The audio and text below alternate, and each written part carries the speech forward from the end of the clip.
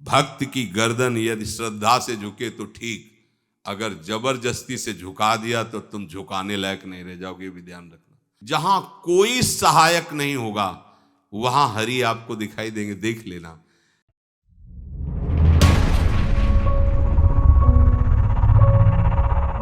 भगवान में अनंत सामर्थ्य होती है, अनंत सामर्थ्य होती है। इसलिए हमें कभी भी प्रभु से विमुख होकर कोई भी देवता बचा लेगा ऐसा सोचना भी नहीं कि हम किसी की आराधना करके, ऐसा नहीं, वही आपको नष्ट कर देगा। भरत जी को, जड़ भरत जी को पकड़ ले गए जो चोर लोग थे, दस्यु लोग। उन्होंने देवी जी को कहा, बड़ा भ्रम है यार, वो जगत माता है, अम्मा है सारे जगत की, और बकरे की बलि दे लेते। उनका बच्चा बकरा नहीं हुआ क्या? जब जगन माता है, जगदम्बा है, जगद अम्बा है वो, तो क्या ये छोटे छोटे जीवों को जो बलि देते हैं, क्या उनको ये पता नहीं कि ये उनकी अम्मा है? उनके सामने काट रहे हो, मां तो मुझसे प्रसन्न होगी। काट लो, अभी अवसर आएगा तब तुम्हें पता चलेगा। अब वो जो पकड़ के लाया गया था मनुष्य बलि के लिए, तो वो दस्युराज, एक बाजार सी लगी थी, उत्सव मनाया गया, उसे कहा गया था जो मनावे सो खाओ। तो जहां जाता अच्छे अच्छे पदार्थ खाता। तो दुकान वाले ने खा ले, थोड़ी देर बाद गड़ासा चले गए। बोले क्यों? तो बोले तुम्हें पता नहीं क्या? बोले नहीं। बोले बलि के लिए लाए गए हो। अब तो जलेबी मुंह की मुंह में रह गई कि इसके बाद गड़ासा चले। आसपास देखा तो रक्षक इधर उधर थे, भाग लिया। अब रक्षकों ने देखा कि वो तो है ही नहीं। अब उनको बड़ा भय लगा। अब वहां कोई फोटो थोड़ी खींची गई थी कि बलि किसकी चढ़ानी है। अब वो भागे। महाराज ये बैठे थे पद्मासन में, जड़ भरत जी ब्रह्माकार वृत्ति, इन्हीं को पकड़ ले गए। बढ़िया तगड़ा तंदुरुस्त है। और दस्युराज ने कहा बलि का जो वो लाया गया, वो हाँ महाराज, अष्ट देख के प्रसन्न हो गया। तेजो में हष्ट पुष्ट ब्रह्माकार वृत्ति इनकी। बोले स्नान करवाओ। सालों से स्नान नहीं हुआ तो को उपटन लगा के स्नान कराया। खीर पुआ रबड़ी रसगुल्ला सामने भोग लगाओ, दबा के खूब खीर पूरी रबड़ी पाई। अब वो तो भगवान के प्रेमी भक्त हैं, ब्रह्माकार स्वरूप है, अपने स्वरूप में स्थित है। इसके बाद तिलक लगाया। बोले गर्दन झुका। भरत जी अंदर से कह रहे खीर खाया ना, अब गर्दन भी झुका, गर्दन भी कटेगी। भक्त की गर्दन यदि श्रद्धा से झुके तो ठीक, अगर जबरदस्ती से झुका दिया तो तुम झुकाने लायक नहीं रह जाओगे, भी ध्यान रखना। क्योंकि ये गर्दन अब गर्दन नहीं, ये किसी और की शान बन चुकी है। भक्त की गर्दन किसी की शान है, और वो उनकी शान है जो सबकी जान है। देवी जी की मूर्ति में आग लग गई, दाह शक्ति पैदा हो गई। जे ही जड़ भरत जी का शरीर ऐसे किया, फाड़ करके मूर्ति भद्रकाली प्रकट हो गई। और जो गड़ासा काटने, उसी को उठाया, काट काट के उन्हें दस्युराज से लेकर समस्त सांप को काट करके खून की होली खेल दी। भरत जी ने देखा जब कोई काटने वाला नहीं है, तो बोले ठीक है अब चलो पचाने के लिए टहलते हैं, थोड़ा खीर पुआ खाया, चल दिए, कोई रोक। देवी जी से एक बार भी लिखा कि मां बड़ी कृपा है। जो भगवान का भक्त है वो दूसरे की कृपा भी नहीं मना सकता। नहीं, एक बार भी मुड़कर ऐसा प्रसंग नहीं आया कि देवी जी के देख बड़ी रक्षा कर, कुछ नहीं। प्राण जाने पर कोई भय नहीं, रक्षा होने पर किसी की स्तुति नहीं, अपने मंगल विधान। हरि आश्रय, सत्संग हरि आश्रय देता है, बहुत बड़ा बल हरि है, मान लो। एक दिन आपसे कह रहे थे कि जब आपने देखा नहीं उनको, उनसे बात नहीं हुई, और आप उनके जनों से बात सुनकर उनकी तरफ चल पड़े, इस बात से हरि आपके ऋणी हो जाते हैं। भगवान इसी बात से ऋणी हो जाते हैं। बस ये बात आप हृदय में बैठा लीजिए। जैसे लोग प्रश्न करते हैं ना कि हमने भगवान को देखा नहीं, भगवान क्यों, हम कैसे, किसी की बात तो मान लो ना। आप मान लो, वो तो आपके अंदर भी बैठे हुए हैं, वो आपको इतना प्यार देने लगेंगे। जहां कोई सहायक नहीं होगा वहां हरि आपको दिखाई देंगे, देख लेना। बिगड़ी ऐसे क्षण में बन जाती है, ऐसा लगता है गला कटा तो वो तलवार गले तक आएगी, हार बनकर सुगंधित फूल बन जाएगी। पर गले तक आने आने तक तुम्हारी निष्ठा देखी जाएगी। नहीं नहीं, बस मेरे हरि का यही विधान, वो आते आते हार बन जाएगी। वो तलवार तुम्हारा गला नहीं काट पाएगी, क्योंकि गले में हरि नाम चल रहा है। मान लो हमारी महालक्ष्मी चरण चापती रहती, क्या चाहिए तुम्हें, क्या चाहिए। आप सच्ची माने, क्या मतलब कितनी मलिनता छा गई है। हम इसको मार देंगे तो 2 लाख रुपए मिल जाएंगे, ये कर देंगे तो। अरे भैया, अगर तू हरि नाम जपेगा तो इसकी कीमत नहीं है, कीमत नहीं, अमूल्य वस्तु है। इसके ब्याज में तू कुबेर बन सकता है। मूल तो कभी खत्म होता ही नहीं है, ब्याज में तू ब्रह्मा बन सकता है। बनना तो चाहे। भक्तजन तो कहते हैं नहीं चाहिए मुझे ब्रह्मा का पद, परमेष्ठी पद, नहीं चाहिए सम्राट पद, नहीं चाहिए योग की सिद्धियां, मुझे प्रभु आपकी दास्ता चाहिए। ये बात, कितना महासुख होगा उस भक्त को जो इन बातों को कह रहा है नहीं चाहिए मुझे, मोक्ष सुख नहीं चाहिए। वो ऐसे थोड़ी कह रहा है, श्रद्धा से नहीं कह रहा, अनुभूति से कह रहा है, मुझे नहीं चाहिए ये सब, इनमें वो सुख नहीं है जो आपके चरणों के समीप रहने में सुख है। नहीं सत्संग भजन नहीं हरि को, श्रवण न राम कथा अनुरागी। सुत बीत दार भवन ममता निसि सोवत अति न कबहु मति जागी। अरे तेरी बुद्धि सो रही है, जगा दे।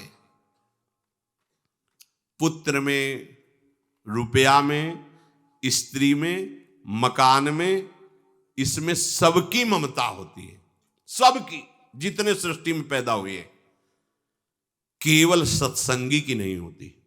जो असली सत्संगी है उसकी ममता प्रभु के चरणों में होती है, क्योंकि वो जानता है सब रूपों में प्रभु ही है, ये सब पसारा प्रभु का ही है, इसलिए ममता उसकी प्रभु के चरण। एक अहमता ममता ये जग में है दुख जाई, ये जब श्री जी की ओर लगे तो होत परम। जाग जा, बिना जागे दुख दूर नहीं हो सकता। जैसे स्वप्न में हम देख रहे हैं कि समुद्र में डूब रहे हैं, अब जागृत में आसपास सैकड़ों नाव लगा दें तो बच जाएगा क्या वो? क्योंकि वो तो सो रहा है और वो स्वप्न में देख रहा है।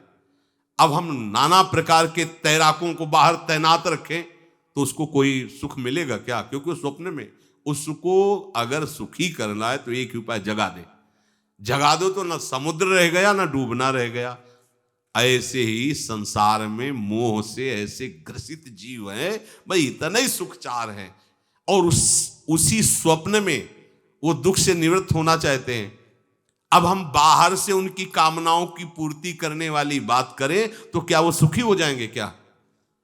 इसीलिए कोई साधु जो भगवत मार्ग का पथिक है वो कभी सपोर्ट नहीं करेगा जाओ ऐसा, वो जाओ ऐसा ही है जैसे उस स्वप्न में समुद्र में डूब रहा है, बाहर से हम जल जहाज नाव तैराक सब लगा रहे हैं, लेकिन वो नहीं सुखी होगा, क्योंकि उसके सुख का कारण तब बनेगा जब स्वप्न हटे। स्वप्न तब हटेगा जब वो जागे। जो सपने सिर काटे कोई, बिन जागे दुख दूर न होई, तो उसको जगा दो।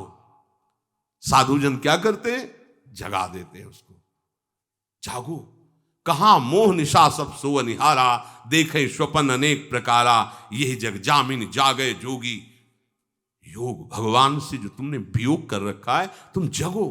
जे ही जगोगे तो जे ही जाने जग जाए हेराई, जागे जथा स्वपन भ्रम जाई। कोई नहीं यहां। एक कल श्लोक, मत्तः परतरम नान्यत किंचित अस्ति धनंजय, मेरे सिवा कोई नहीं। ये कब पता चलेगा? जागने पर। तो हमें ये बहुत कुछ दिखाई दे रहा है, स्वप्न है। उमा कहूं मैं अनुभव अपना, सत हरि भजन जगत सब सपना। तो बोले तुलसीदास हरि नाम सुधा तजी, सठ हठ पियत विषय विष मांगी। अगर कहीं संतों के पास भी गए तो क्या मांग रहे हैं? हठ करके विषय विष मांग रहे हैं। वो आत्मदेव नाम के एक ब्राह्मण थे, सब कुछ समृद्धि थी, संतान थी नहीं, बड़े दुखी गृहस्थी में। हमारा कुल चलाने वाला होना चाहिए, बड़ा भ्रम बैठा हुआ है। हमारा कुल चलाने वाला नहीं तो सब बेकार, जीवन ही बेकार हो गया। बिना गुरु के यदि शास्त्र पढ़ोगे ना तो भ्रमित हो जाओगे। स्पष्ट लिखा, पुत नाम के नरक की उसको प्राप्ति होती जिसके संतान नहीं होती। अब तो गृहस्थ में बेचारा पड़े परेशान, उन्होंने सोचा इससे अच्छा है आत्महत्या कर लें। बहुत संतों के पास जाकर के यज्ञ करके सब अपनी कामनाओं की पूर्ति चाहते, दान पुण्य दे करके। उसने भी जितना उपाय हुआ किया, नहीं हुई संतान। मरने के लिए जंगल में उधर से एक सन्यासी जी आ रहे थे, देखा साधु तो ब्राह्मण तो थे, उठे प्रणाम किया, देखा उनको उदास क्यों हो।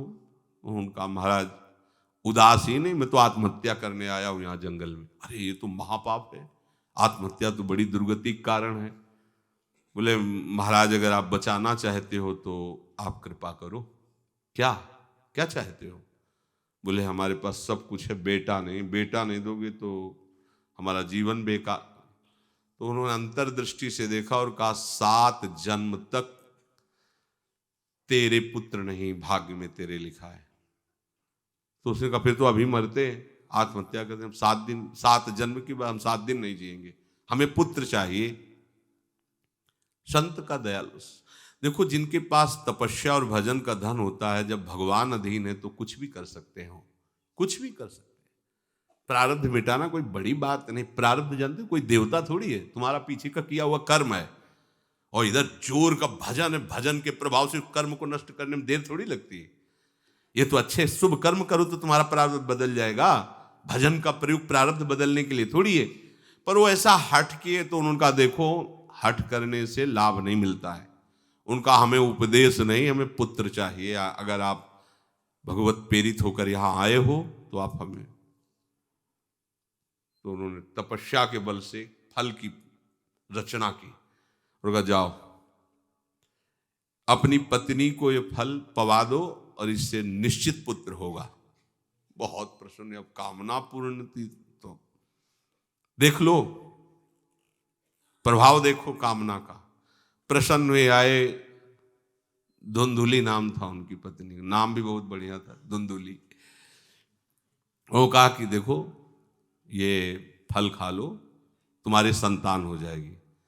बहुत मीठी बात बोलती थी, मृदुभाषी, कपट हृदय, अलग अलग क्षेत्र होता है, हृदय कपट और मुख में मीठी बात। बहुत संभल के व्यवहार करना चाहिए ऐसे लोगों से। मधुरिया बानी मीठी, क्या मृदु भाषा। नहीं प्रीतम आप चिंता मत करो, फल ऐसे थोड़ी खाया जाता है, नहा धो के पवित्र होके फिर। हाँ उनका ये बात, तो आप अपने काम में लगो, हम पा लेंगे ऐसा। अब आपको विश्वास है ना? बोले विश्वास तो है, इसमें क्या विश्वास, आप भी तो चाहती ना पुत्र हो। बोले हाँ। वो जो ही गए सो अपनी बहन को बुलाया और कहा सुनो, अभी तो हम 4-5 रोटी कढ़ी चावल सब पा लेते हैं, पूड़ी खीर पुआ। जब गर्भ रहेगा तो पेट तो उसी से भरा रहेगा, तो हमारा भोजन रुक जाएगा। बोले हाँ ये तो बात है। जब पेट बढ़ेगा और अगर घर में आग लग गई तो फिर हम भाग नहीं पाएंगे, तो हम जल जाएंगे। ये निगेटिव सोच वाले लेते। और पंडित जी तो इसी बात में लगे हैं कि गर्भ रह जाए तो क्या करें, तुम्हारा हम खाएंगे तो है नहीं पक्की बात, पर करें तो क्या करें, पंडित जी को कैसे समझ। उनका देखो एक बात है, हमारे गर्भ है, हमारे कई लड़के हो चुके हो, गरीबी है ही है हमारे यहाँ, तुम कुछ पैसा दे देना और ये नाटक करना कि मैं गर्भवती हूं, बच्चा समय होने पर हम पहुंचा देंगे, हम घोषित कर देंगे हमारा बच्चा मर गया। तो पंडित जी को तुम नाटक में बताते रहना कि गर्भ है, बच्चा हो जाए, पंडित जी कह देना बच्चा हो गया है। तो बोले दूध पिलाने की समस्या आएगी। तो बोले ये तुम कह देना कि पहला पहला बच्चा है, हमारे वक्षा स्थल में दूध नहीं, हमारी बहन का था तो मर गया बच्चा, तो उनको बुला लेती तो बात बन जाएगी, बढ़िया बात हो गई। परीक्षा के लिए फल गाय को खवा दो, गाय को खवाया। ठीक समय पर गोकर्ण जी प्रकट हुए, दिव्य तेजोमय बालक, कान केवल वो गाय के, बड़े ही विद्वान और भगवत भक्त संत के द्वारा। कहा था 7 जन्म तुम्हारे भाग्य में, बच्चा नहीं तो नहीं है, देखा गाय के हो गोकर्ण जी प्रकट हुए। उधर उनके जो बच्चा पैदा हुआ वैसे ही नाटक के द्वारा पहुंचा दिया गया, वैसे ही पूरा जैसा पहले पक्का हुआ। अब उसने कहा कि हमारे तो स्तनों में दूध नहीं, हम अपनी बहन को बुला लें, उनका बच्चा मर गया। हाँ हाँ, हमारा बच्चा स्वस्थ होना, आप बुला लो, उसको हम धन भी देंगे, वो हमारे बच्चे की सेवा कर। अपने नाम से जोड़ करके उसका नाम रखा धुंधकारी, धुंधुली और धुंधकारी, अज्ञान का साक्षात स्वरूप। और जैसे ही वो अवस्था बढ़ती गई तो उसके पापाचरण बढ़ना शुरू किए। बच्चों के साथ खेलता, खेलते हुए बच्चों को उठा लेता और कुएं में डाल देता। मतलब घोर अत्याचार। गोकर्ण जी हर समय भजन साधन शास्त्र स्वाध्याय। जब और बड़ा हुआ तो माता जी को अपने डंडों से रोज पूजन करता, पिताजी को गाली लात थप्पड़। पिताजी तो रो पड़े।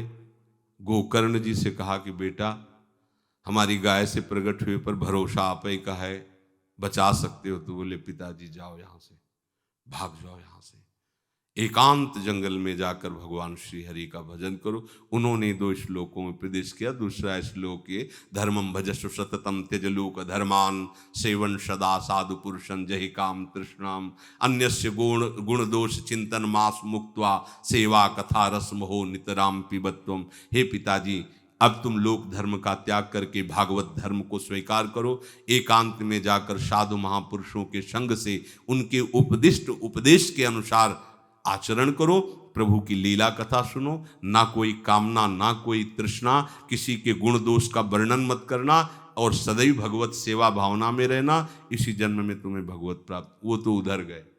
इतनी पिटाई की उसने माँ की कि माँ कुएं में गिरकर आत्महत्या कर ली। फिर तो मनमानी आचरण, कुछ वैश्याओं को रखा और चोरी करके लाया। वैश्याओं ने सोचा किसी दिन पकड़ा जाएगा ये और हम, तो उसके हाथ पैर बांध दिए चारपाई में, ला के मुख में अंगार डाल, वो मरा भयानक प्रेत। कामना ने क्या किया? सर्वनाश। किसी को हरि विमुख होकर कभी सुख मिल सकता है? आप संतों के पास जाइए, अपनी कामना रखिए। हम ये नहीं कहते कि कामना तुम त्याग पाओगे, कामना रखिए, भगवान के पास जाइए, अपनी कामना रखिए, क्योंकि आप कामना से युक्त हैं। पर छूट इतनी दे दीजिए कि जिसमें हमारा मंगल हो वो करना। जैसे नारद जी भगवान से अपनी कामना रखते हैं कि हमारा ब्याह करवा दीजिए, और बाद में एक छूट दे देते हैं कि जेहि विधि होए नाथ हित मोरा। तो हरि को अच्छा लगेगा, गुरुजनों को अच्छा लगेगा कि इस कामना से इसका कोई जीवन बाधित नहीं होगा, वो पूर्ण भी कर देंगे। और अगर लगा कि इसका पतन हो जाएगा तो आप रोते रोते भी कामना की पूर्ति नहीं करेंगे। उत्तम बात तो ये है कि कामना हरि की प्राप्ति की करो, वो सर्व सुख स्वरूप हैं। किसी का अन्य आश्रय अन्य बल ना लेते हुए अपने श्यामा श्याम के चरणों का आश्रय लेकर निरंतर भजन करो तो ये अनुभव हो जाएगा कि सुख किसे कहते हैं। अभी तुम्हें परिचय ही नहीं मिला, सुख किसे कहते हैं। सुख सच्चिदानंद है, सुख एक रस है, सुख अविनाशी है। वो सुख सदैव बढ़ता रहता है, घटता कभी नहीं। एक रस होते हुए भी प्रतिक्षण वर्धमानम है, कभी कभी अंत नहीं होता इस सुख का। ऐसे अनंत सुख के लिए हमें मनुष्य जन्म मिला है। प्यारे, इसे मत खोइए। हर समय राधा राधा राधा राधा राधा, और किसी को दुख मत दीजिए। कोई गंदा नशा मत कीजिए, कोई गंदे आचरण मत कीजिए, गंदा भोजन मत कीजिए जिससे अन्य जीवों को कष्ट हो। ऐसा कोई भोजन स्वीकार मत करो। इसी जन्म में आप देख लेना, इसी जन्म में आपको वो वस्तु मिल जाएगी, निहाल हो जाओ। हम किसी पक्षपात की बात नहीं करते। अगर इस छाती को बचपन से अभी तक ऐसा, तो हम कह देते कि भाई आगे कुछ भी हो, कोई भी हमारी गलती हो, हम ये मान सकते हैं। पर हमें ये पता चला कि बचपन से आज तक जलता ही रहा, कभी शांति नहीं मिली, भागता ही रहा पर कभी विश्राम नहीं मिला। पर हम ये आपको कह रहे हैं कि जैसा प्यार प्रभु वैसा अन्यत्र कहीं कभी कहीं नहीं मिला। और प्रभु के प्यार का मूर्तिमान स्वरूप हमारी प्यारी जू, निहाल कर दिया प्रभु ने प्यारी जू के चरणों का आश्रय और उनका परिचय देकर। पूछो बस, यहाँ वाणी मौन हो जाती है। प्यारी जू तो प्यारी जू, और हम ही नहीं, आप सब महाभाग्यशाली है। वृंदावन आए, राधा किशोरी जू के घर में आए और उनकी चर्चा सुन रहे हैं, उनके सिद्धांत सुन रहे हैं। कहीं ना कहीं आपके अंदर उनकी तरफ बढ़ने की इच्छा भी है, ये बहुत बड़ी बात है। बस इस इच्छा को, इस आशा को इतना बढ़ा लो कि कोई इच्छा न रह जाए, कोई आशा न रह जाए। हर समय निरंतर नाम जप करते रहो। तुलसीदास हरिनाम सुधा तज, भगवान नाम तज कर विष मांगते हो। सूकर श्वान श्रृगाल सरिस जन, जनमत जगत जननी दुख लागी। ए काहे को ऐसी गालियां सुनोगे, ये गालियां है। ये सुअर कुत्ता की तरह जीवन व्यतीत करते हो। धिक्कार तुम्हारी मां को जो तुम्हारे जैसा पुत्र जन्मा। अपनी इंद्री की पुष्टता के लिए दूसरों को मार देते हो, चाहे रसेंद्री चाहे जनेंद्री। इंद्रियों की पुष्टता के लिए जानवर जैसा बर्ताव करते हो। कैसा तुम्हारा जीवन है। केवल एक क्षण के सुख के लिए दूसरे को जला दिया, काट दिया, मार दिया। चाहे रसेंद्री का सुख चाहे जनेंद्री का सुख, एक क्षण के सुख के लिए उसका गला काट दिया, उसको रांध के खा रहे हो, उसके साथ भोग किया, उसको काट के फेंक रहे हो, उसको जला रहे हो। क्या तुमसे तो अच्छा सुअर कुत्ता है कि वो अपनी योनि के अनुसार बर्ताव कर रहा है। तुम मनुष्य योनि होकर ऐसे गंदे काम करते हो। सुधर जाओ, नहीं तो आगे सुधरने का अवसर नहीं मिलेगा। ये मनुष्य जन्म है, सुधर करके सबको सुख प्रदान करने वाले बनो, सबको आनंद देने वाले बनो, तो तुम स्वयं सुख समुद्र हो जाओगे, तुम आनंद समुद्र हो जाओगे। श्री राधा वल्लभ लाल।